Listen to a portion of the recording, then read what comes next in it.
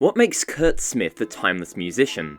The co-frontman of the famous band Tears for Fears has experimented with many genres. His contemporary work makes him more than just a rock star from the 80s, and calling him a new wave artist would fail to acknowledge his work with mod revival, post-punk and alternative genres. There's like an inborn need that people need to know who I am. Not just that guy, not just, he lives in Los Angeles, he is married to Frances Pennington. Curt Smith lives in Los Angeles. He is married to Frances Pennington, and he has two daughters, Diva and Wilder, but Smith wasn't always an American citizen. Bath, Somerset in England was the part of the world where Smith spent his childhood. At age 13, while attending school in Bath, he met lifelong partner in crime, Roland Orzabal. Smith and Orzabal both understood the struggles of a fragmented home life, as both had separated parents. To get some attention, Smith turned to a life of crime. Well, he took up petty law-breaking as a hobby, and his amateur crimes peaked when he was arrested for stealing cameras from his school. The two future rock stars formed their first band, and Smith began teaching himself how to play bass guitar. One day, Orzabal heard Smith singing along to a Blue Oyster Cult record, and encouraged him to become a singer. Back in the 1950s, Jamaica stirred a music genre called ska. A blend of blues, jazz, calypso, and Caribbean mento, ska was a major influence on Graduate, the first mildly successful band with Orzabal and Smith as members. Orzabal played lead guitar and contributed vocals, while Smith played bass and was also on vocals. However, they both left Graduate behind after a tour of Germany that made them question their future as live artists. The tour covered hundreds of miles and lacked a road crew. After leaving the band, they went on to form Tears for Fears, and were struck with immediate commercial success. Well, what happened was, we were at this gay vegetarian disco, and in Bath? In Bath, yeah. And some guy came up to us and said... He was a vegetarian, but not gay. He said, do you want to record in my 8-track studio for free? And we said, yeah, okay, fair enough. Smith sang vocals on the band's third single, Mad World, which ascended to number 3 on UK charts. In 1982, the same year Pale Shelter and Mad World were released, Smith married Linda Altman. Tears for Fears truly helped define the 80s, and the band gained dramatically increasing success as the decade went on. Some people today still think that their first album, The Hurting, represents their best work during the 80s, yet their second album, Songs from the Big Chair, went on to achieve even greater international success. People would literally, I had an occasion in Canada where I'm leaving a concert just to get to the bus, which is probably there, and between here and there, my shirt had gone, disappeared. It had been ripped off my back. Now, me, being the way I am, I'm thinking, why? Having gained such fame, Curt Smith was invited to perform at Nelson Mandela's 70th birthday tribute in 1988, and at Stevie Wonder's birthday concert in 1989. He had provided lead vocals to some of Tears for Fears' most beloved songs, such as Everybody Wants to Rule the World and The Way You Are.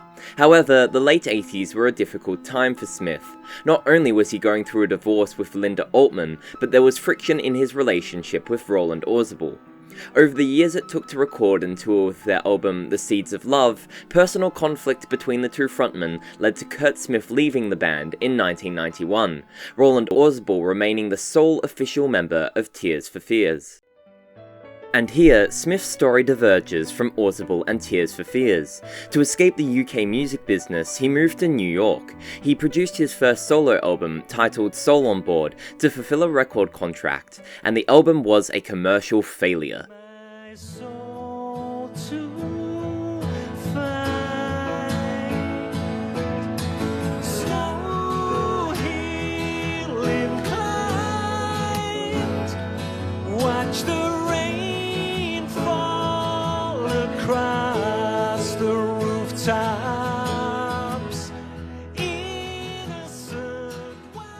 A mutual friend introduced Smith to Charlton Patus, a songwriter and guitarist in 1995.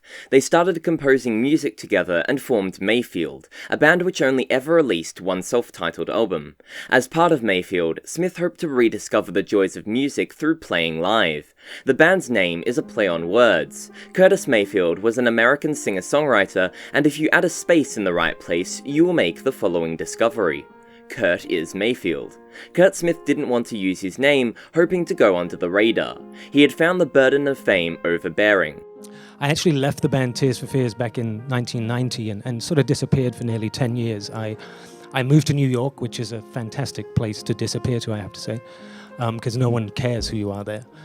And the reason was I was just so uncomfortable with the fame side of it.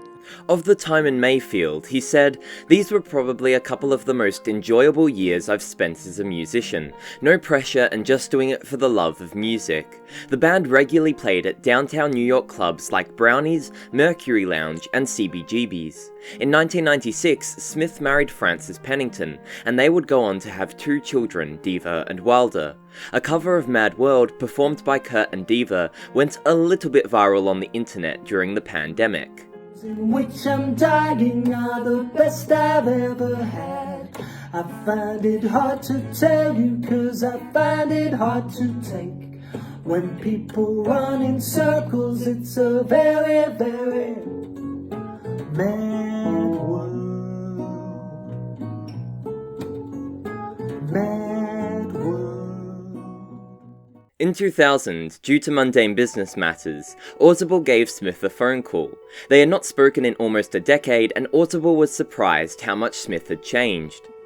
We talked, my life was different, my experiences were different. Kurt was sounding strangely mid-Atlantic, talking about inspiration and motivation and direction, and I was like, what the hell? At the time, Smith had started to work on his next solo album, Halfway Pleased, but he put the project aside to create another record with Orzabal.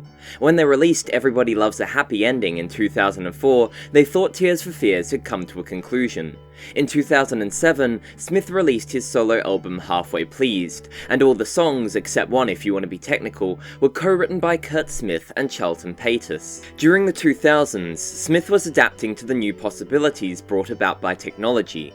He advocates the use of social media, believing that it has the power to bring people together, particularly in the music industry, where social media can cut out the middleman if 2 artists want to collaborate.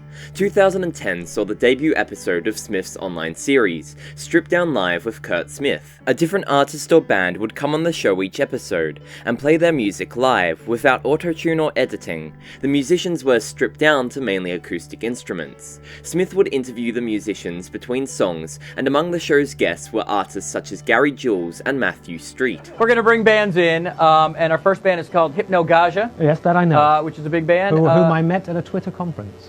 Kurt met at a Twitter conference, and we're going to bring them in. They're going to play, and we call it Stripped Down, so they're going to be playing acoustic, doing a bunch of their songs. It's not going to involve me getting naked, though. No, it's not that. no. Kurt will not be stripping down, unless it gets us more hits, then we'll say, sure, why not? Smith has also had a few acting roles, from a desk clerk in 1994's The Dead Connection to a professor in 2001's The Public Private. He starred as himself on the TV series Psych, making a handful of cameo appearances on the show.